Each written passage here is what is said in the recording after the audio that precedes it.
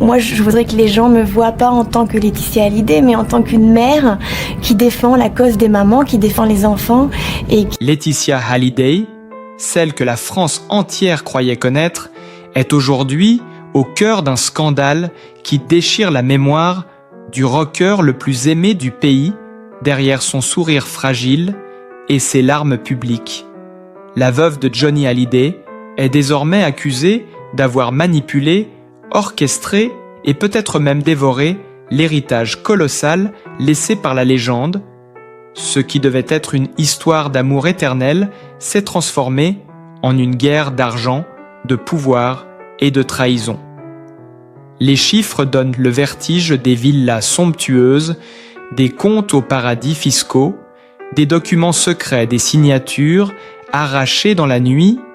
Tout semble indiquer qu'au moment où la France pleurait son idole, une autre bataille silencieuse et glaciale se préparait, dans l'ombre.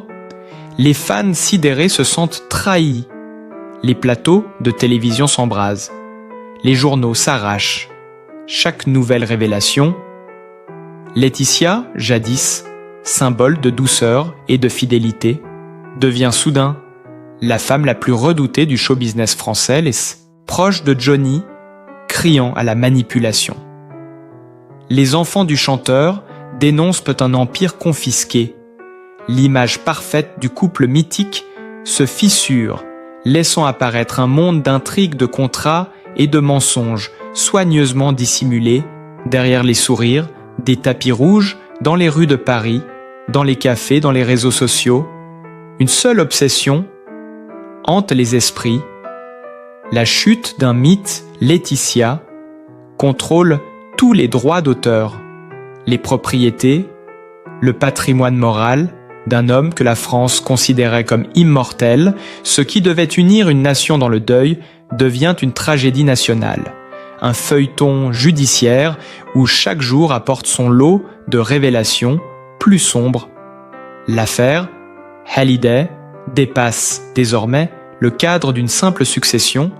C'est une guerre de mémoire, d'images et de vérité. Et, au centre immobile, glacial. Laetitia Hallyday, figure d'un drame moderne, où l'amour, la gloire et l'argent s'entrechoquent, avec une violence inouïe. Lorsque les premières rumeurs ont éclaté autour du testament de Johnny Hallyday, la France entière a retenu son souffle. Les révélations venues de Los Angeles ont fait l'effet d'une déflagration.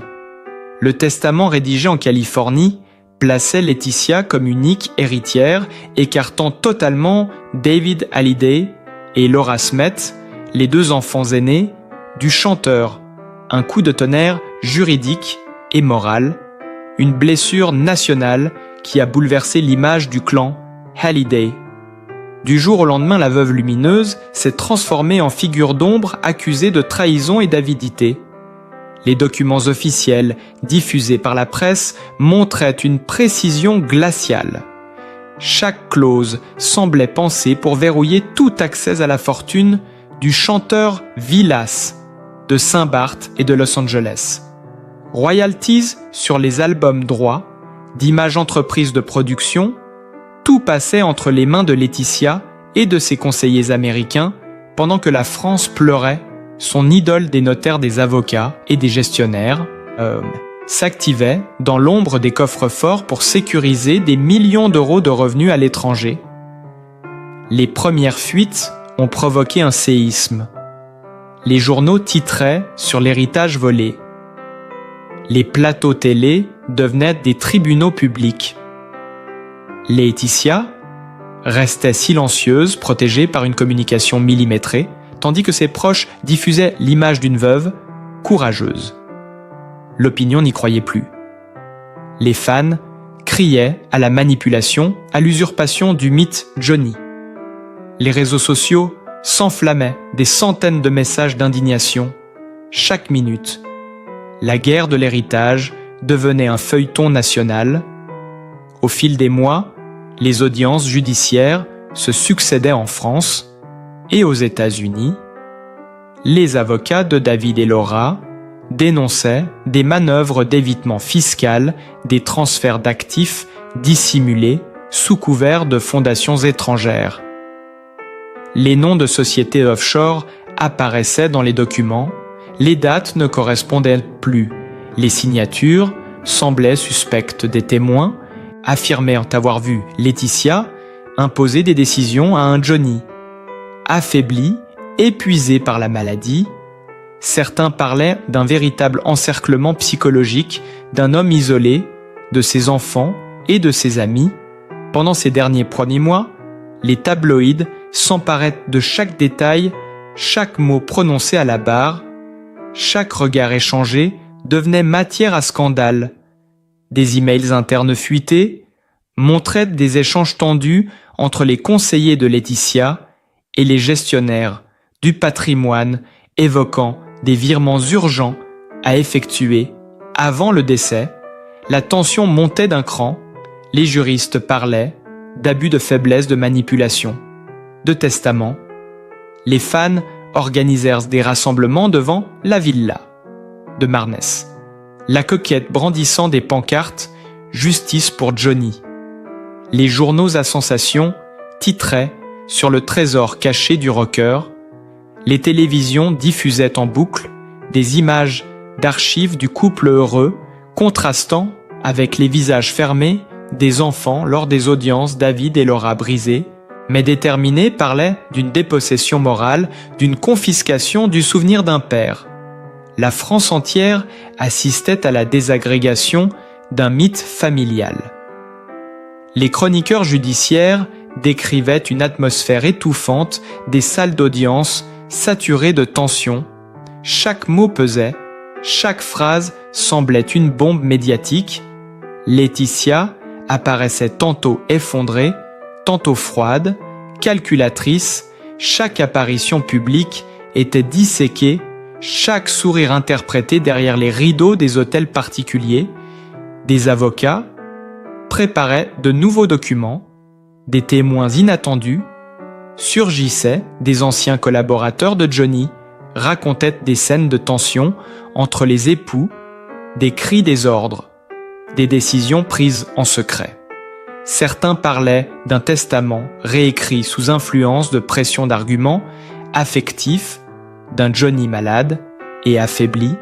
C'est alors qu'un document explosif fit surface, une note manuscrite non datée, retrouvée dans les effets personnels du chanteur évoquant sa volonté de rétablir ses enfants dans ses droits. Le choc fut total. La presse française titra en lettres capitales le testament caché de Johnny. Les chaînes d'infos interrompirent dans leur programme. Les avocats de Laetitia crièrent au faux, mais l'émotion était déjà trop forte dans la rue. Les fans pleuraient de rage. Les radios diffusaient les chansons de Johnny en boucle, comme pour conjurer la trahison ressentie. Laetitia, désormais acculée, fit front. Elle engagea une armée d'avocats américains, multiplia les interviews, lacrymales, les déclarations publiques parlant d'amour et de fidélité. Les médias flairèrent la mise en scène. Le doute grandissait. Les magazines publiaient des photos volées, des documents bancaires, des échanges d'emails confidentiels.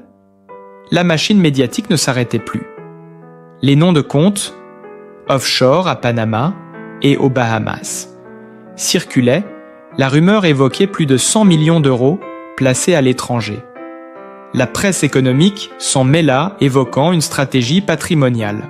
Redoutablement structurée bien avant la mort du chanteur, le pays découvrait stupéfait l'ampleur du réseau financier caché derrière l'icône du rock national. Laetitia se retrouvait au centre d'une tempête. Sans précédent, les émissions spéciales se multipliaient. Les débats opposaient juristes et journalistes. Les fans se déchiraient entre compassion et dégoût. Le mythe Johnny se brisait lentement sous le poids des révélations. L'histoire d'amour légendaire virait au cauchemar. Médiatique, une tragédie nationale, étalée sur toutes les unes, Laetitia devenait malgré elle, ou peut-être à cause d'elle, la figure d'un scandale français monumental, un symbole de trahison et d'avidité, une ombre qui plane encore sur la mémoire d'un homme que la France croyait immortel. À mesure que les mois passaient, l'affaire prenait une ampleur presque irréelle. Les journaux n'avaient plus qu'un seul titre, Laetitia, l'héritière maudite. La justice s'enlisait entre Paris et Los Angeles. Les juges tentaient de démêler les fils d'une succession devenue un labyrinthe juridique aux ramifications internationales. Des courriels internes fuités montraient que certaines décisions financières avaient été prises alors que Johnny était hospitalisé sous morphine. Les avocats de la partie adverse affirmaient qu'il n'était plus en état de signer quoi que ce soit. Les experts psychiatres parlaient d'une fragilité psychologique évidente, accentuée par la douleur et les traitements. Mais malgré ces arguments, Laetitia gardait le contrôle absolu des droits d'auteur et des royalties. Les comptes des sociétés JPS et Born Rocker Music révélaient des transferts réguliers vers des structures américaines dont elle était la seule signataire. La presse économique détaillait chaque chiffre, chaque virement, chaque facture. Suspecte la France se découvrait fascinée et écœurée, à la fois face à ce drame où la musique, la famille et l'argent s'entrelaçaient dans un nœud impossible à défaire. Les talk-shows s'en donnèrent à cœur joie. Les chroniqueurs parlaient de manipulation de stratégie, de communication millimétrée, de larmes calculées. Laetitia, redevenue personnage central d'un drame national, apparaissait partout sur les écrans, visage pâle, regard perdu, silhouette d'une veuve, devenue ennemi public numéro 1. Les fans de Johnny se divisaient. Certains continuaient de la défendre, parlant d'une femme amoureuse, détruite par la haine d'un pays entier. D'autres exigeaient qu'elle rende des comptes, qu'elle restitue ce qu'ils appelaient le patrimoine moral de la France entière. La colère montait jusque dans les rues. Des manifestations eurent lieu devant les tribunaux. Des pancartes portaient les mots « Justice pour Johnny », des bougies, des photos du chanteur entourées de messages accusateurs. L'émotion collective se transformait en tempête médiatique incontrôlable et les révélations ne cessaient d'affluer. Des journalistes d'investigation mirent de la main sur des correspondances privées entre Laetitia et ses conseillers financiers où il était question de sécuriser les biens avant toute modification testamentaire, des instructions précises de transfert des actifs, des alertes sur les délais fiscaux. Tout semblait confirmer l'hypothèse d'une orchestration méticuleuse derrière les murs des villas de Los Angeles et de Saint-Barth. La légende du rock français se transformait en une tragédie judiciaire mondiale. Même les proches amis du couple commencèrent à parler. Certains racontaient les disputes violentes, les menaces voilées, les silences lourds, les coups de fil à des heures impossibles. Les journalistes publiaient des extraits de lettres écrites de la main de Johnny, où il exprimait sa lassitude, sa peur d'être pris dans un engrenage financier qui le dépassait. La France découvrait avec stupeur la vulnérabilité d'un homme qui avait incarné la force et la liberté pendant plus de 50 ans. Dans les médias, on évoquait des sommes astronomiques, des propriétés luxueuses et des contrats opaques. La justice française commença à examiner la validité du testament américain en rappelant que Johnny restait résident fiscal français malgré ses ambitions hollywoodiennes. Ce fut une onde de choc dans les milieux juridiques. L'espoir renaissait pour les enfants déshérités, les avocats de Laura, et David parlait enfin d'une possible victoire. Les émissions spéciales se multipliaient, les experts analysaient chaque mot de chaque clause, chaque terme juridique devenait une arme dans cette guerre de mémoire et de pouvoir. La presse publiait de nouveaux témoignages. Un employé du couple affirma avoir vu Johnny signer des documents sous influence Un autre disait avoir entendu des discussions où il était question d'empêcher toute contestation future du testament. Ces déclarations enflammèrent encore davantage l'opinion publique, tandis que les plateaux télé explosaient de débats en direct. Les visages des enfants, du chanteur défilèrent à la télévision.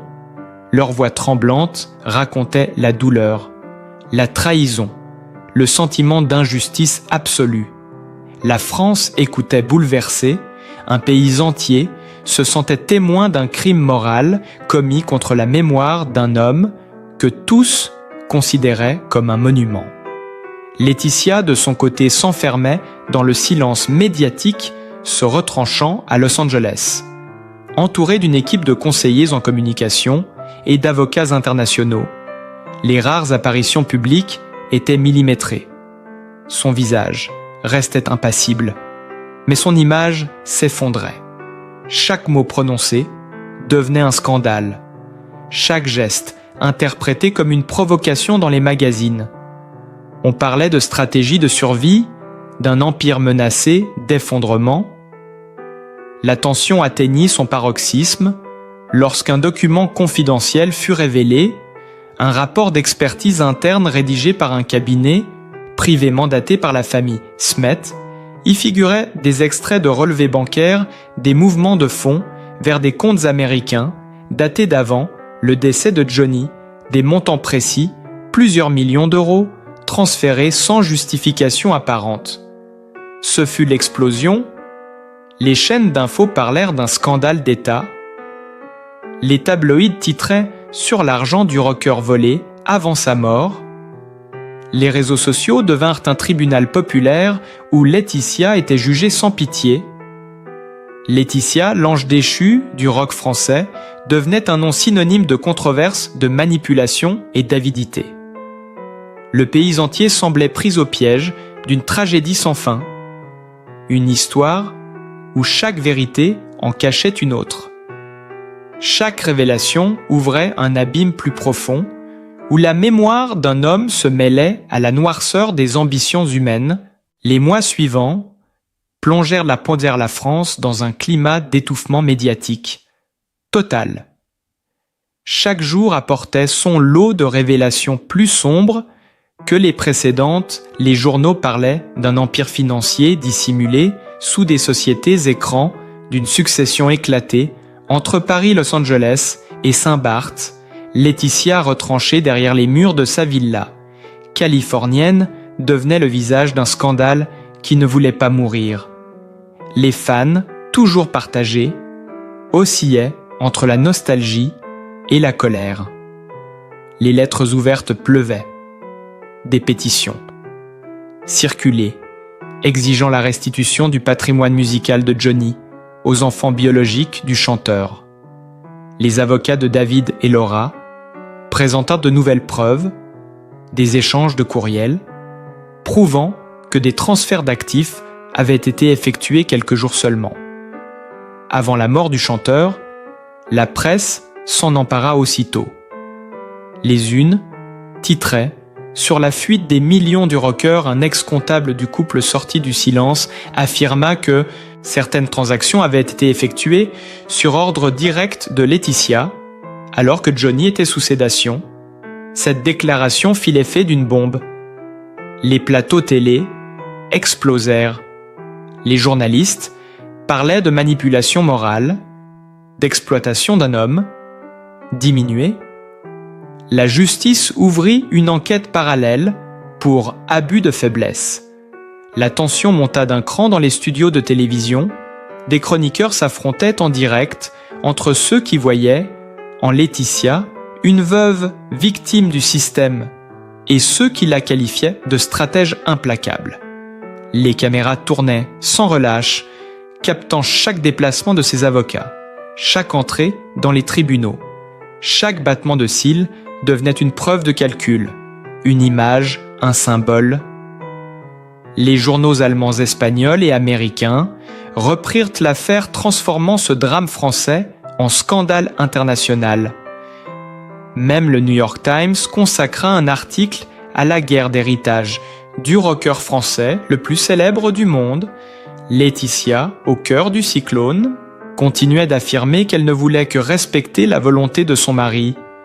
Mais les faits contredisaient chaque mot.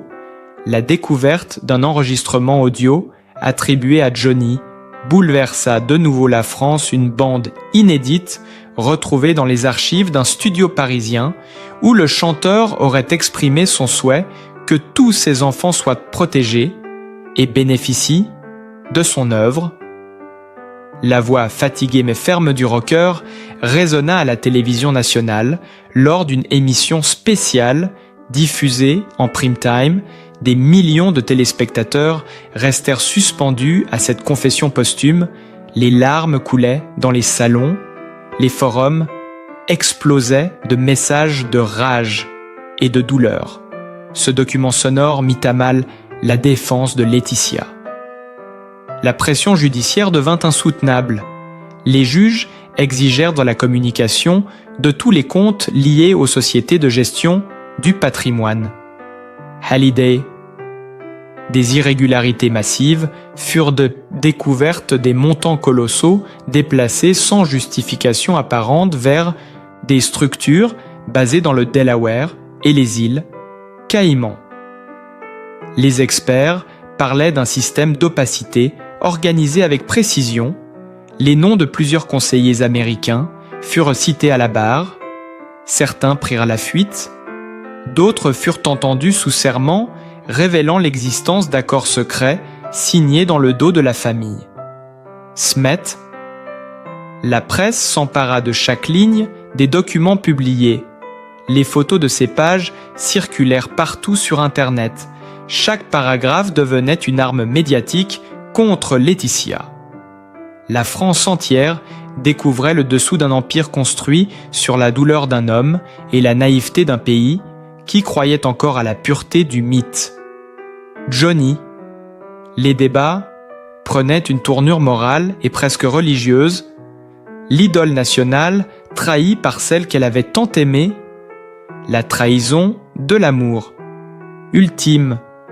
La colère s'enracina dans la conscience collective. Les proches du chanteur parlaient de malédiction de fantômes de Johnny errant entre les avocats et les juges, incapables de reposer en paix tant que la vérité n'était pas dite. Les fans se rendèrent sur sa tombe, la recouvrant de fleurs et de pancartes accusatrices. Les mots justice et trahison y apparaissaient côte à côte. La tension médiatique atteignit un niveau jamais vu depuis des décennies. Laetitia se mura dans le silence total, tandis que la machine judiciaire s'emballait. La France suivait chaque détail comme on suit un feuilleton sanglant, incapable de détourner le regard prisonnière de ce drame où le mythe du rock national se désagrégeait lentement sous le poids des secrets et de l'or. L'hiver, suivant la tension, atteignit son paroxysme. Les tribunaux débordaient de journalistes. Les micros se tendaient, les caméras braquées sur chaque visage du clan Hallyday. Le moindre geste devenait un symbole, la moindre absence. Un scandale, les audiences se succédaient dans une atmosphère électrique. Laetitia arrivait encadrée de ses avocats, visage fermé, silhouette noire, lunettes sombres, tandis que David et Laura entraient séparément sous les flashs crépitants des photographes. La foule massée devant le tribunal scandait des slogans comme à un procès d'État. Des pancartes portaient les mots « vol d'héritage »,« mensonge »,« manipulation ». Les chaînes d'infos retransmettaient en direct chaque minute, chaque expression, chaque larme. Les journaux titraient sur le procès du siècle à l'intérieur de la salle. Les révélations tombaient une à une. Implacables, des relevés bancaires détaillaient des virements de plusieurs millions vers des comptes américains avant le décès du chanteur. Des documents internes signés et par Laetitia autorisèrent des transferts d'actifs. Alors que Johnny était encore hospitalisé, des témoins confirmaient l'isolement progressif du chanteur, tenu éloigné de ses enfants, sous prétexte de repos médical. Les avocats de la défense tentaient de contenir la tempête, parlant de stratégie patrimoniale légitime, mais les faits s'accumulaient comme des pierres sur une tombe ouverte.